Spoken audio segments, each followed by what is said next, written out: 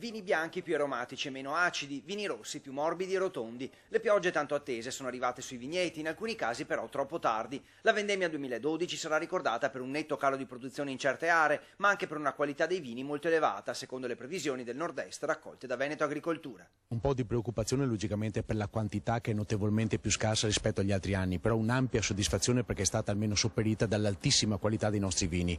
1,33 miliardi di euro di export del Veneto posiziona la nostra regione ai massimi vertici, possiamo considerarla la prima regione a livello nazionale.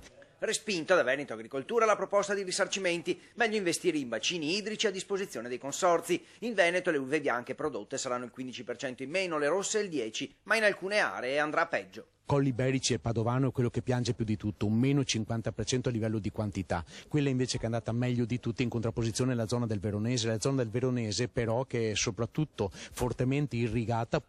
E poi meno 25% a Venezia, meno 20% a Vicenza, meno 10% a Rovigo. A Treviso calo contenuto del 10%. Pinot Grigio, Chardonnay e Merlot i vini più penalizzati. Nella patria del Prosecco la vendemmia non è ancora iniziata, si attende il giusto grado di acidità, decisivo per gli spumanti, lì a luglio ha piovuto a sufficienza. Conferma la grande vocazione a produrre questo vino della zona di Conegliano Valdobbiadene, perché la glera, Prosecco diciamo per far capire a tutti, ha bisogno di pioggia, come abbiamo sentito, circa del doppio di acqua delle altre varietà.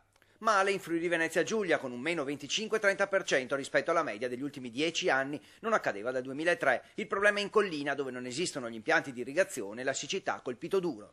Anche i vigneti, anche nel Friuli Venezia Giulia, necessitano purtroppo dell'irrigazione. Ecco, era proprio nel settore agricolo l'ultima coltura in cui si pensava che dovesse intervenire questa nuova tecnica colturale. Infine le note positive, il Veneto con il 30% del valore totale delle esportazioni è al primo posto in Italia. Il territorio del Trevigiano, il territorio del Veronese e anche tutti gli altri territori, purché inferiori, stanno sfondando negli Stati Uniti e anche addirittura in Cina in una maniera eclatante.